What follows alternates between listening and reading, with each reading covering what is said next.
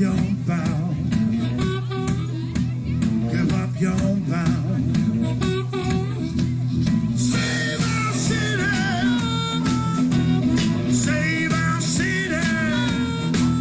Right now, everybody, come on. Well, I woke up this morning, I got myself a beer. Well, I woke up this morning, I got myself a beer. John, can you start out by telling us a little bit about the Maltose Falcons Brew Club? It was started by a bunch of guys back in 1974. That was 4 years before it was even legal to brew. We started out at the home beer and wine shop, and we still are. And the club's been growing ever since. We're now up to 300 members. Former members have gone on to become professional brewers. You saw folks coming out of various homebrewing organizations, including this club, who started concerns like Sierra Nevada. They bring this product forward, and people are going, my God, this is great. And so now Sierra Nevada is a nationwide concern. It was just a great experience. It's a great way to develop my palate and other palates around. It was really a foundation for a lot of homebrewers turning professional. Now, aren't you guys one of the oldest homebrewing clubs in the country as well? We are the oldest. We're the second oldest in the world, and we're the oldest in the United States. And I think the first time we got together was at the home winemaking shop. I believe it was raining outside, and we were standing under the eave in the back. And Merlin sort of, John said, okay, guys, talk, And Merlin sort of pitched the idea of a beer club that I, volunteered, didn't step back fast enough. Merlin was fascinated by Pilsner Urquell. He wanted to capture that flavor. He came up with so many innovations. It was kind of crazy. I don't want to say he was a genius, but I mean, when nobody's come before you. When we originally started the club 50 years ago, the intention was to enjoy good beer, to be able to make good beer in the United States, and then the other was to educate. Smile. Really? Smile with your ass. Let me hang a VA. X-rated beer making. When I first saw the video, I hadn't seen it in a long time. I was trying to imagine what that process was like. Ideally, what we hope to do in cracking the grain is open the shuck of the grain. Let me show you a little closer. The inside of the grain. There, that's good. Right there, that's good. Now, I ask you, is this not professional? This is amateur beer making. I thought they started in 1969 when they actually started brewing. And there was no beer stuff to be had, and they were using Fleshman's yeast that they used for making bread back in '69. I had to roast the barley in a gas oven in my basement in order to make a dry stout. They'd say, well, why don't you just go out and buy it? It didn't exist. There was no way to do that. John provided it. And can you imagine how difficult that was at the beginning to get those supplies? It started with John Dame, who is the owner of Beer, Cheese, and Winemaking Shop. The shop which John created would not exist without the Maltose Falcons, and I would even say the Maltose Falcons got a lot of support from John, and they may not be who they are today without John.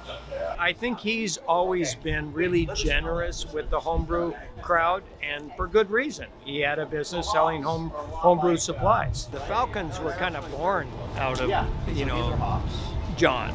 I mean, he was really the battery that got the whole thing started. They had a place to go to brew. They could buy supplies from him. I just can't tell you how much he means to the Maltose Falcons and to the Southern California brewing industry, because that home brewing group was famous all over the place. That's why when I came back to St. Louis in 1998, I asked if we could have the Maltose Falcons newsletter in our corporate library. The reason I did that was I wanted people to see this group existed. They were writing excellent newsletters. They had excellent articles about brewing in there. And when people say, well, why is that important? We have the Master Brewers Technical Quarterly. I said, because this is the grassroots right here. And if it wasn't for John, there wouldn't be a Maltose Falcons newsletter. I think Anheuser-Busch thought that this was part of brewing history. And it was, obviously we had the first newsletter. It was the first cataloging of home brewing and the development of home brewing as a hobby. George Reich respected us, and they respected the hobby. I'd like to congratulate the Maltos Falcons for 50 years of groundbreaking having a club, because I know you were instrumental in helping get the federal legalization through Senator Cranston. The law changed in 1978 to allow home brewing to be legal, and that started the whole craft brewing craze. I've always supported home brewing because I was a home brewer. Our company really knew that home brewers were powerful people. They went on camping trips. They had the cooks.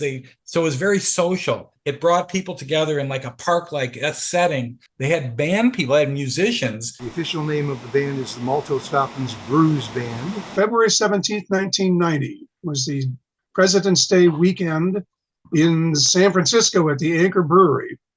Certainly within our sphere of the clubs we know and have interacted with, we're the only one. We won the Anchor Club of the Year, we the Maltos Falcons, in 1989. In February of 1990, Anchor had the club up to celebrate that. Dave Anderson played guitar, and Steve Gotsman played guitar and harmonica. Jim Spink played bass.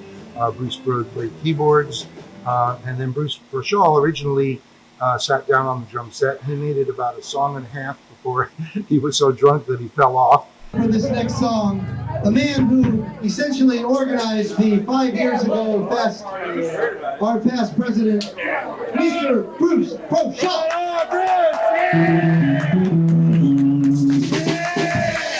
And so then I just stepped up because I was planning to play, and played the drums, and we started to play some music together for the first time. And we looked at each other and went, hey, this is sounding pretty good. We've been in existence since February 1990, so we're looking at 34 years now. I'm Jane Fontana, and I play saxophone with the Maltos Falcons Brews Band.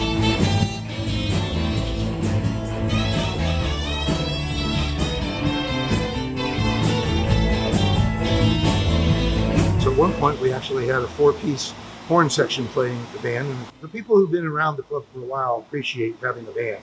We do a lot of dancing. That's one of the things that Irene and I love to do, is get up and dance. We usually are the first two starting the dancing going on. Or I'm by myself and Or I by don't herself. care. Yes, he doesn't care. Didn't matter how far he was away at the campground. If Roadhouse Blues plays, he better damn well be on the dance floor in like 2 seconds, because I'm up there dancing. And then everybody gets a beer in their hand and they get ready for that chorus. And when it comes up, everybody raises their glasses. And you got yourself a beer.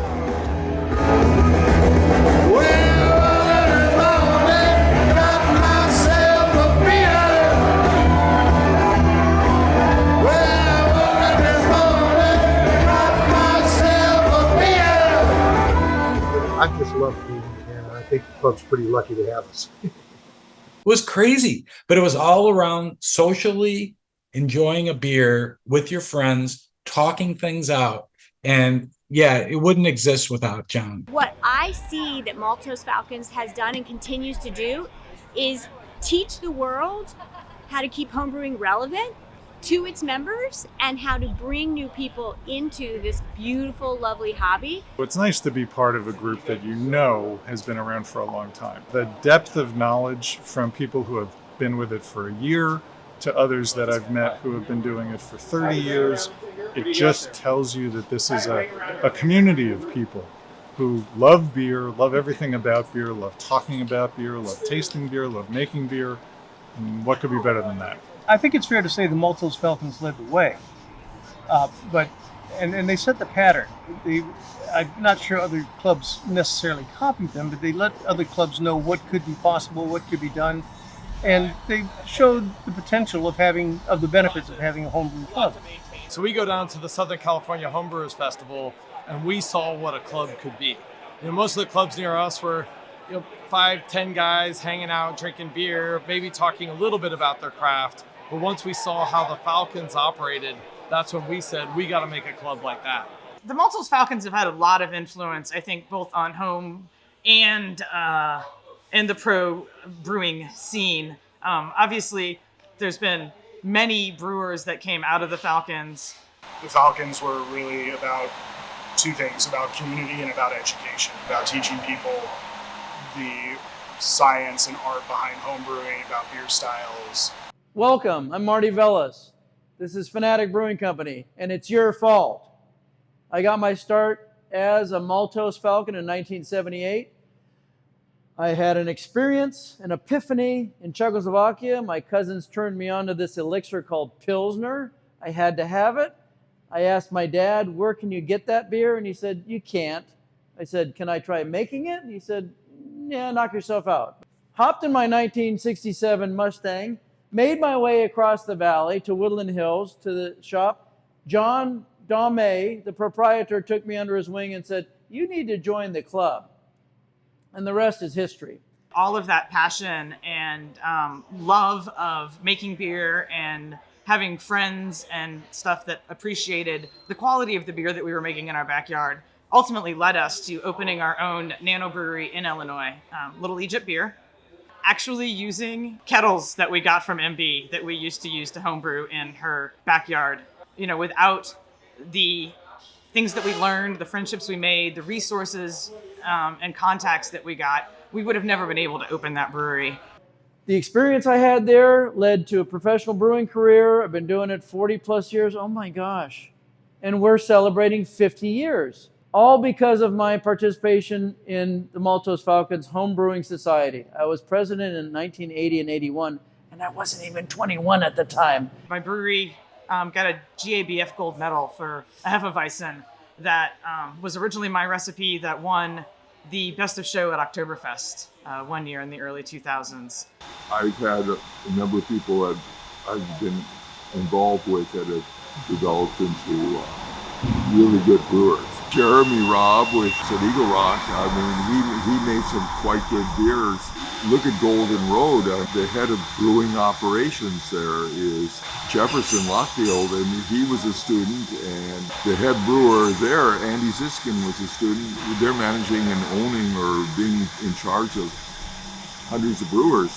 I am very thankful for my experience with the Maltose Falcons because I think it provided me with insight and also education of how to craft the beer that I did when I was homebrewing, but also to recognize flaws. I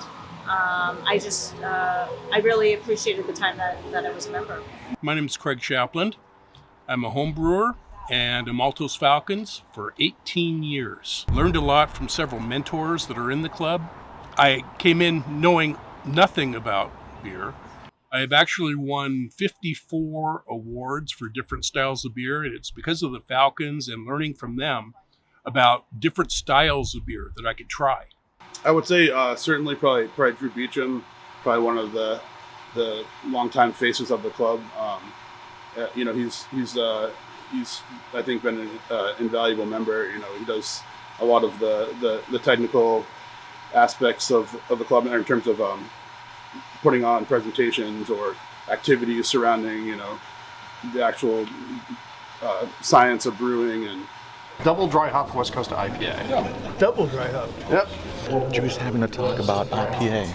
But it had a clean, crisp body with just enough malt there, right? And that's what I love. Drew Beecham is an interesting guy. I would consider him a mentor and a friend. He was into experimental brewing just like I am. He's one of those kinds of nerds, info dump is a love language, and he knows a lot about all that stuff and wants to share it with you. She said a lot of things about you, Drew. I did. All good. All good. How much do I have to pay you? I started homebrewing back in 2009, and honestly, my first relationship with the Falcons was Drew Beecham, who's literally right there. And Drew wrote so many good articles and things about it, and I learned so much from them. The heritage of the Falcons is so important to homebrewing. It's undeniable, and it's really important to recognize that. So 50 more years of homebrewing everything. I'm all about that. Well, I know